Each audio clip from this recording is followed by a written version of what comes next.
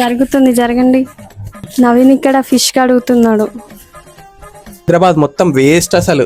ఆ ఫిష్ మొత్తం ఐసే ఉంది, లైవ్ ఫిష్ చాలా తక్కువ ఉంది.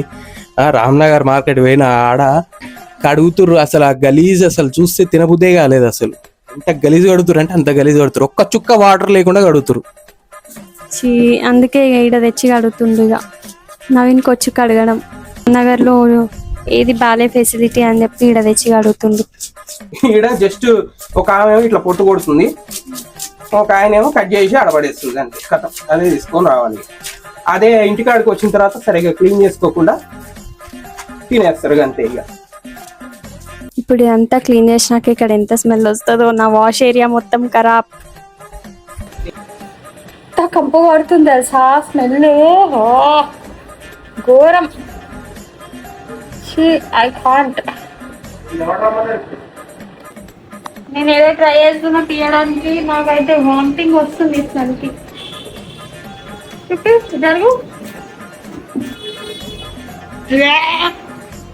ఇప్పుడు నవీన్ అయితే వంట చేస్తున్నాడు. సో వంట ఏంటంటే ఇక్కడ ఫిష్ చాలా కష్టపడి కడిగిన తర్వాత ఫిష్ అయితే మనకి ఇట్లా రెడీ అయిపోయింది క్లీన్గా.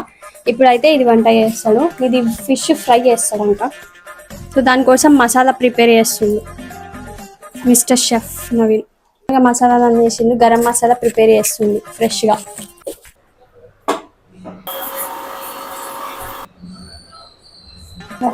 మొత్తం అంతా బ్లెండ్ చేసిన తర్వాత అట్లా మూతి దగ్గరికి పెట్టి చూడాలన్నమాట.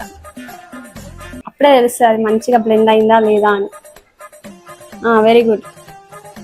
అట్లా నేర్చుకోండి గైస్, మీకేం తెలియదు. చేసినట్టు వేయండి, మీరు కూడా మంచి టేస్టీగా చేస్తారు.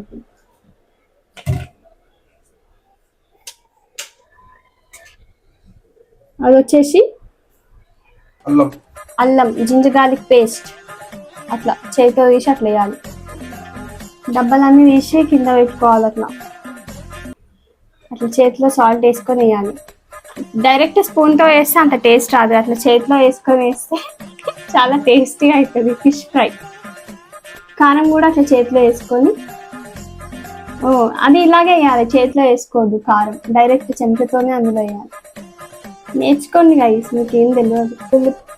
కారం, ఉప్పు, తర్వాత ఇది ఏదైతే బ్లెండ్ చేసుకున్న ఈ మసాలా ఉందో ఆ మసాలా మొత్తం వేయకు. హలో, ఘాటు ఘాటు అవుతుంది. ఇంకా అలా అది వేయాలి కదా, ఏంటది జీలకర్ర పొడి వేయాలి అందులో. ఇంకా